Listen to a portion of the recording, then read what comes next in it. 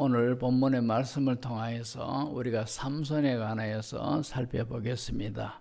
삼손, 우리가 너무너무 잘 알지, 그죠? 믿지 않는 사람들도 보면은 삼손이라는 인물에 대해서 잘 알고 있습니다. 삼손은 이스라엘이 혼란기에 있을 때에 하나님께로부터 사사로 부르심을 받은 그런 사람이지, 그죠?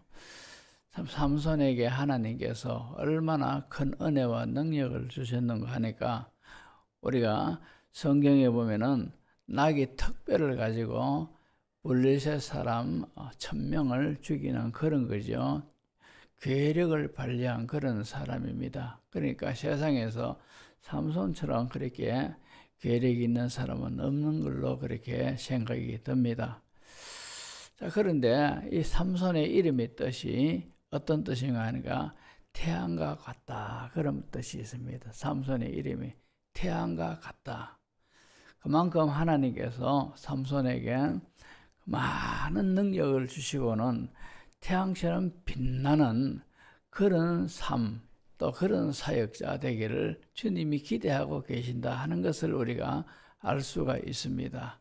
마찬가지로 이 암흑과 같은 이 시대에 하나님께서 우리들에게 귀한 은혜를 주셔서 예수님을 믿게 하고 하나님의 자녀가 되게 하셨습니다. 그죠?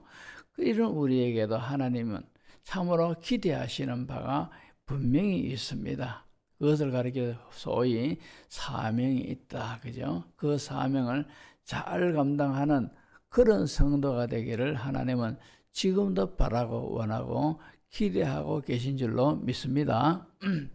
자, 그러면 우리가 오늘 이 삼손에 대해서 살펴보면서 삼손의 취약점 그리고 잘못 이런 걸 통해서 우리 자신을 돌아보고 그것을 기도 제목으로 삼고 또 우리가 우리의 약한 부분을 하나님의 말씀으로 우리가 보완을 하고 그것을 방패 삼고 기도로 성령의 능력을 힘입어서 우리가 승리의 삶을 살아야 될 줄로 믿습니다. 사사기 13장, 지금 우리가 살펴보고 있는 이 내용은 사사기 14장이지, 그죠? 이 사사기 13장이 어떤 내용인가 하니까 삼손의 출생, 그리고 삼손이 나실인으로서 하나님께서 그를 세웠다 하는 그런 내용이 사사기 13장의 내용입니다. 그러면은 14장부터는 이제 삼손이 사사로서의 어떤 사역을 감당하는 그의 삶이 본격적으로 등장하는 그런 내용이 바로 사사기 14장부터 시작이 됩니다. 그런데 삼손이 이렇게 사역의 삶을 시작하는 이 첫 시작이 참으로 어떤 사건을 통하여서 무엇이 첫 번째 그의 사건으로 등장하는가에 따라 가지고 그의 모습 전반을 우리가 짐작할 수가 있습니다. 삼손이 성경 역사 속에 등장하자마자 보여준 첫 사건이 무엇이겠습니까? 그것은 바로 삼손이, 그것을 통해서 우리가 삼손이 어떤 인물인지, 그의 삶에 무엇이 문제인지, 그리고 그가 왜 마지막에 비참하게 참으로 삶을 끝낼 수밖에 없는 그런 비참한 인생이 되었는가를 보여주는 그런 것을 우리가 알 수가 있습니다. 삼손의 치명적인 잘못, 이것들을 우리가 살펴봄으로써 우리 자신의 모습을 제대로 발견하고 기도 제목으로 삼고 하나님의 말씀으로 보완하는 우리 영적 모습이 되어야 할 줄로 믿습니다. 먼저 첫 번째로 우리가 깨달을 것은 참으로 타락한 이 시대에 편성하여 삼손도 자기 눈에 좋은 대로 행했던 그런 사람이 삼손입니다. 오늘 본문 1절 2절 한번 보시면은 삼손이 딥나에 내려가서 거기서 블레셋 사람의 딸들 중에서 한 여자를 보고 올라와서 자기 부모에게 말하여 이르되 내가 딥나에서 블레셋 사람의 딸들 중에서 한 여자를 보았사오니 이제 그를 맞이하여 내 아내로 삼게 하소서. 이렇게 자기 부모에게 블레셋 여자 중에 한 사람을 보고 아내로 삼아달라고 자기 부모님에게 이렇게 요청하는 그런 내용으로부터 삼손의 삶은 시작이 되고 있습니다. 이런 면을 볼 때, 삼손 이 사람이 어떤 사람이고 어떤 인생을 살았으며 어떤 인생을 사는 그 결과가 어떻게 되는가를 우리가 대략은 짐작할 수가 있습니다. 자, 그러니까 이 딥나잇 날에 가서 삼손이 블레셋 여자를 봤는데 그 중에 한 사람이 너무너무 눈에 쏙 들어가는 그런 사람이 있습니다. 소위 첫눈에 반해버렸어요. 그리고는 이제 자기 집에 돌아와가지고 자기 부모님에게 내가 이 블레셋 여자를 봤는데 저 여자와 결혼할 수 있게 해달라고 그렇게 요청을 하지요. 근데 부모는 당연히 반대를 할 수밖에 없고 반대해야 됩니다. 본문 3절을 보시면은 그의 부모가 그에게 이르되 내 형제들의 딸들 중에서 내 백성 중에 어찌 여자가 없어서 내가 할례 받지 아니하는 브레셋 사람에게 가서 아내를 맞으려 하느냐. 그렇게 이제 부모가 안 된다라고 말하죠. 왜 그런가 하니까 하나님께서 구약 성경을 통하여서 쭉 이제 하나님의 백성들은 하나님의 백성 중에서 결혼을 할 수 있도록 하나님께서 정해놨어요. 법으로. 그러니까 이 블레셋 사람은 이방인입니다. 그죠? 유대인들의 입장에서 볼 때에는. 그러니까 특히 더군다나 삼손이 누굽니까? 이미 나실인으로 날 때부터 나실인으로 하나님 앞에 구별된 그런 사람입니다. 특별히 구별된 사람이라요. 특별히 구별된 사람이고 또 하나님이 그에게 사사의 사명을 주셨습니다. 이런 삼손이 같은 동족에게서 자기 아내를 맞이하고 이래야 될 사람이 이 삼손이 나실인이면서도 사사면서도 이렇게 블레셋 여자 중에 아주 자기 눈에 쏙 들어온 여자가 있다고 해서 그 여자와 결혼하고 싶다고 자기 부모에게 요청을 하고 있더라 말입니다. 그러니까 자기 부모는 이 삼손이 날 때부터 하나님께서 나실인으로 선택을 하셨고 그리고 이 자기 아들에게 하나님께서 이 나라에 대한 어떤 것들을 맡기는 사사로 이렇게 사명 세우셨다라는 것을 부모는 압니다. 그러니까 얼토당토하는 이야기입니다. 그러니까 당연히 1인 지하에 거절을 해버립니다. 그러면서 안 된다라고 아주 단호하게 말합니다. 자, 그러면은 삼손이 아이고 예 알겠습니다. 이래 돼야 되는데 삼손이 뭐라고 말합니까? 그 뒤에 보면은 이렇게 3절 그 뒤에 보면은 이렇게 말합니다. 삼손이 그의 아버지에게 이르되 내가 그 여자를 좋아하오니 내가 그 여자를 좋아하오니 나를 위하여 그 여자를 데려오소서 하니라. 내가 그 여자를 좋아합니다. 이렇게 그죠? 아주 자기 고집대로 지금 그렇게 자기 아버지한테 아주 강하게 요청을 하고 있는 겁니다. 근데 여기서 보면은 내가 그 여자를 좋아하오니라는 표현이 참 의미심장한 겁니다. 왜 그런가 하니까 그 당시에 이스라엘 사회 전반의 모습이 영적 전반의 모습이 어떤 사회요 어떤 나라인가 하면은요 성경은 한마디로 이렇게 표현하고 있습니다. 사사기 17장 6절을 보면은 그때에는 이스라엘에 왕이 없었으므로 사람마다 자기 소견에 옳은 대로 행하였더라. 그러니까 이스라엘에 왕이 없으니까 저마다 자기 생각에 자기 눈에 자기 판단에 옳은 대로 자기 멋대로 그렇게 행했던 시대가 바로 이 사사시대의 삶이다 이 말입니다.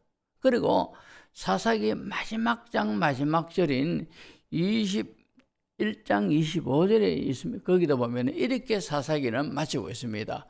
그때 이스라엘에 왕이 없으므로 사람이 각기 자기의 소견에 옳은 대로 행하였더라. 그도 그렇게 그 시대상을 성경은 표현하고 있다 말입니다. 그러니까 이스라엘에 어떤 지도자가 없고 가르쳐주는 사람이 없으니까 사람들이 전부 다 자기 멋대로, 자기 마음 내키는 대로, 자기 감정이 움직이는 대로, 자기의 모든 그 욕구가 있는 대로, 자기 편한 대로 그렇게 살던 한마디로 자기 멋대로 살던 시대가 바로 사사시대였단 말입니다. 그러니까 이런 사회에 삼손도 거기에 편성되어 사사면서도 나시린이면서도 이것을 잊어버리고 이것을 망각해버리고 저 불러신 여자가 내 눈에 쏙 들어왔고 너무너무 이쁘게 보이니까 자기 아버지의 말 외에도 그것을 무시해버리고 내가 그 여자를 좋아하는 것이 중요한 것 아닙니까? 문제는 가장 중요한 것은 내가 그 여자를 좋아하긴 합니다. 그러니까 이게 무슨 그게 되겠습니까? 내가 좋아하니까 내가 결혼하고 싶다 하는데 아버지 허락하세요. 허락해 주세요. 이렇게 지금 말하고 있다 말입니다. 근데 이 사사기 시대에 자기 소견에 옳은 대로라는 뜻을 원문 그대로 해석하면은 그의 눈에 좋은 대로 그런 뜻입니다. 자기 소견에 옳은 대로 하는 이 말이요.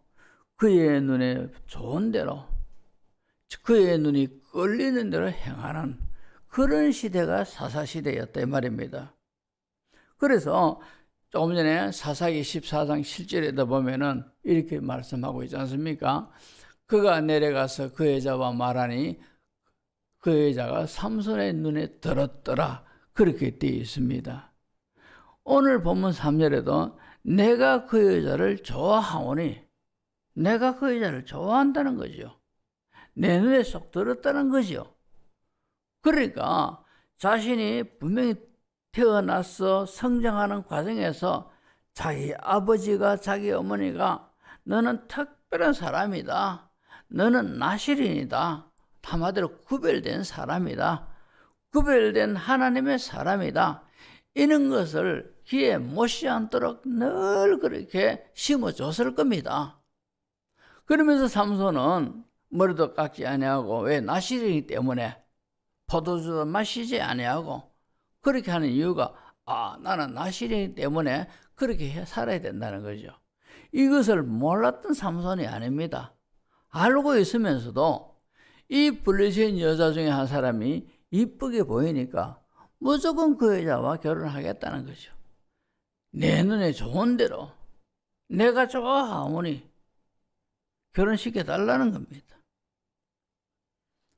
근데 그 당시에 사사시대에 사사의 역할이 어떤 역할을 하는가?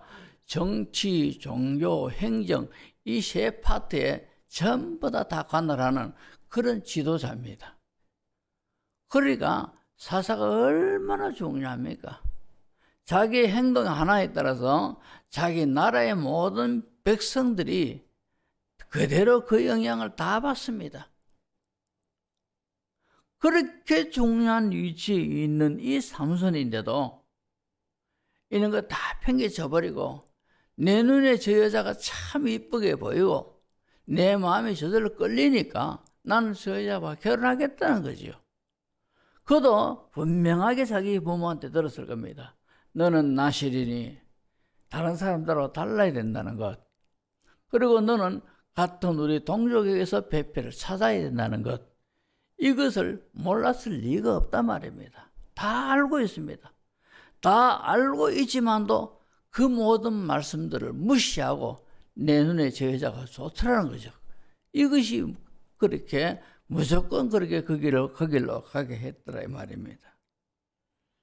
어떻게 보면은 지금 우리가 살고 있는 이 시대도 사사시대하고 다를 바가 없는 것 같습니다. 얼마나 죄악에 가득한 시대요. 사람들이 자기 감정을 절제하지 못하고 또 자각적인 그런 것에 온통 그저 무책임하게 거기에 끌려다니는 것이 바로 이 시대의 사람들 아닙니까? 우리 교회는 그런 분들이 없는 걸로 그렇게 짐작됩니다만도 오늘날 목사님들이 그죠? 7계명에 관한 설교를 거의 안 합니다. 7계명이 뭡니까? 간음하지 말지니라. 이 말씀 아닙니까? 그죠? 근데 이 설교를 못하는 이유가 자기 교인들 중에 혹시나 이승간의 어떤 잘못 행하고 있는 현재 진행하고 있는 그런 교인들이 있을 수도 있다 싶어서 그 설교를 못하는 거라요. 상처받을까 싶어가지고. 그만큼 그죠. 교회 안에서도 이 사사시대에 그릇된 모든 풍조가 오늘날 교회 안에서도 들어와 있다 이 말입니다. 그뿐만 아니라 우리가 하나님을 모릅니까? 하나님의 말씀을 모릅니까? 다 알면서도 하나님의 시선을 의식하면서도 내 눈에 좋은 대로 우리가 간다 이 말입니다. 무식을 버리고 다른 건 다 무시해버리고 내 감정이 솟구치면은 내 기분이 좋은 대로 또 내가 편한 대로 하나님 말씀을 무시하고 그 길로 간다 이 말입니다. 이런 모습이 삼손의 모습이라요. 삼손이 자기가 나실인 것을 몰랐습니까? 그가 사사라는 중차대한 사명을 받은 자임을 몰랐느냐 말입니다. 하나님께서 그의 이름처럼 태양과 같다, 태양처럼 밝다는 거죠. 그만큼 하나님의 기대를 한몸에 받고 있는 삼손입니다. 우리 성도들 한 분 한 분도 참으로 우리는 못 느끼지만도 우리 한 사람 한 사람을 통하여서 이 타락하고 부패한 이 시대에 우리가 어떻게 살아야 할 것을 하나님은 늘 기대하고 계신데 말입니다. 이런 기대를 우리가 느끼셔야 돼요. 하나님의 기대감을 우리가 알아야 된다 말입니다. 그런 것 때문에 우리가 신중하게 살아야 돼요. 어떻게 보면 우리는 이 시대의 나실인이다 이 말입니다. 우리는 이 시대의 사명을 갖고 사는 사람들이다 이 말입니다. 그러니까 세상 사람들은 눈에 보이는 대로 옳은 대로 그렇게 산다 하더라도 우리는 그렇게 살아서는 안 된다 이 말입니다. 우리 교회가요, 기독교가 세상 사람들에게 어떤 신뢰도 조사를 했습니다. 조사를 했는데 종교를 따지자면 부동의 1위가 천주교입니다. 부동의 2위가 불교입니다. 그 다음에 부동의 3위가 우리 개신교라요. 그 다음에 원불교 이런 식으로 나가는데요. 참 생명이고 우리는 다른 종교를 인정하지 않는 다른 종교가 종교라면 우리는 종교가 아니라요. 우리는 생명 자체입니다. 살아있는 하나님을 믿는 그런 우리 개신교가 우리 교다 이 말입니다. 비교한다는 것 자체가 아주 그죠 참으로 이 격에 안 맞는 그런 것이지만도 근데 그런 종교가 비교해서도 이 사회 사람들로부터 신뢰도가 세 번째 차지하고 있는 겁니다. 근데 그것도 그죠? 자, 2020년도에는 이 세상 사람들로부터 우리 개신교의 신뢰도가 31%였다고 합니다. 그런데 2021년도에는 뚝 떨어져서 21%입니다. 작년 2022년도에는 18.1%래.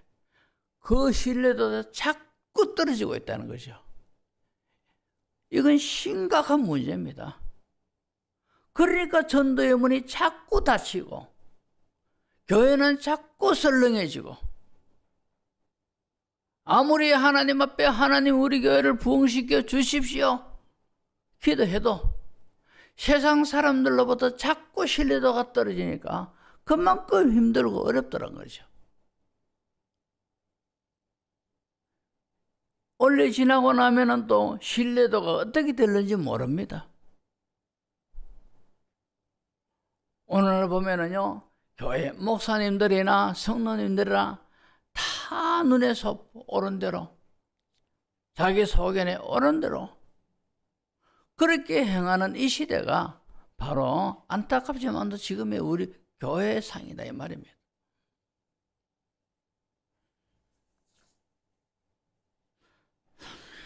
자, 두 번째로 우리가 이 삼손은 눈에 욕망대로 행했던 사람이라요. 창세기에 보면은 아담과 하와가 범죄케 했던 사건이 있지 않습니까? 사탄이 그렇게 했는데 이 사탄이 아담과 하와를 범죄케 할 때 어떻게 했는가 하니까 3장 6절 보면은 여자가 그 나무를 번져 먹음직도 하고 보암직도 하고 지혜롭게 할 만큼 탐스럽게도 한 나무인지라 그 열매를 따먹고 자기와 함께 있는 남편에도 주며 그도 먹은지라.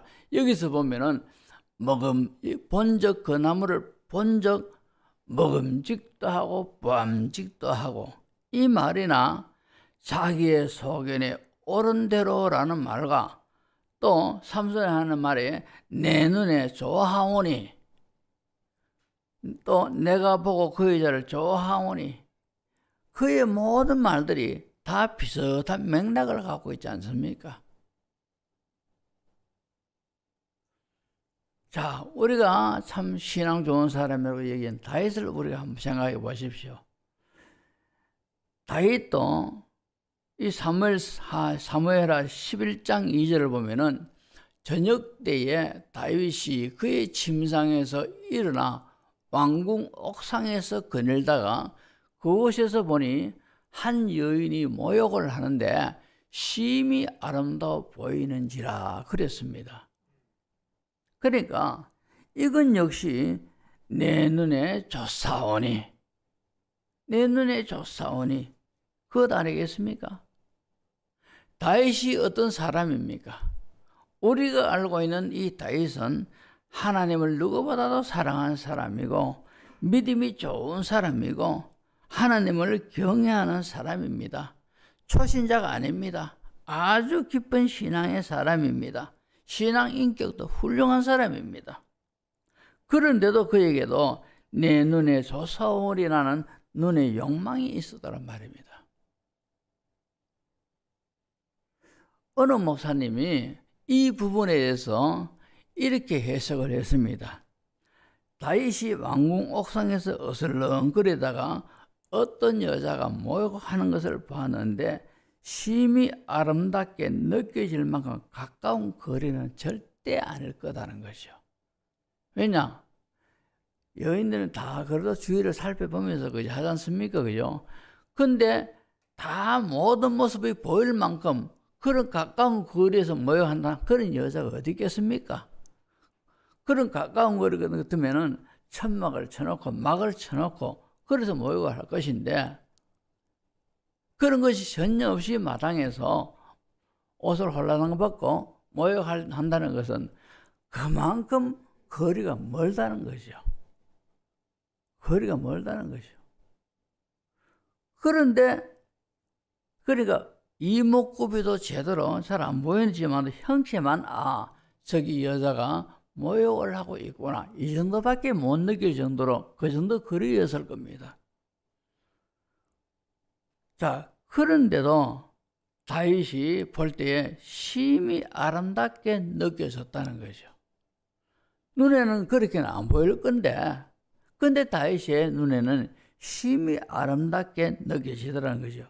그것은 그의 내면의 영적 상태가 문제이기 때문에 그렇게 느껴졌다는 거죠. 그 목사님, 어느 목사님 그렇게 해석을 하고 있습니다. 요한 1서 2장 16절을 보면은 이는 세상에 있는 모든 것이 육신의 정욕과 안목의 정욕과 이생의 자랑이니 라는 말씀이 있습니다.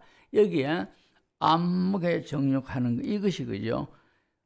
성경 세번역 성경에 보면은 눈의 욕망이라 그렇게 기록이 되어 있습니다. 우리 눈에 이런 욕망이 있으면 안 된단 말이죠. 욕망으로 가득 차면은 보암직도 하고 먹음직도 하는 그런 느낌을 우리는 받아들일 수밖에 없다 이 말입니다.